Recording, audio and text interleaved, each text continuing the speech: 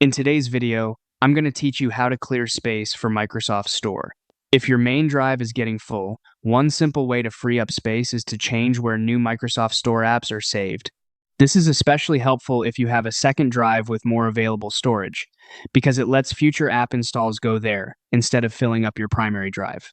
To get started, open the Settings window by pressing the Windows key and the I key on your keyboard at the same time.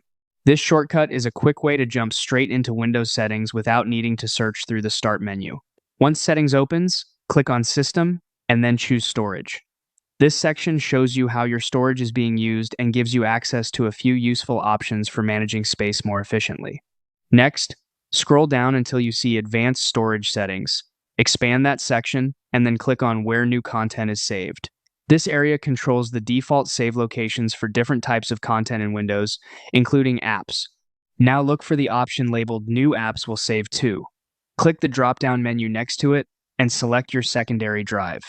Choosing another drive here means that new apps you install from the Microsoft Store will be directed there by default, which can help reduce pressure on your main drive and keep things running more smoothly.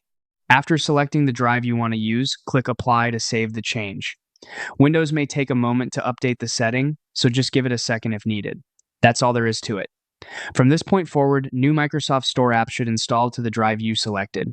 Keep in mind that this setting affects new app installs, not apps that are already installed. If you found this helpful, you can use the same storage area and settings to explore other ways to save space and stay organized on your PC.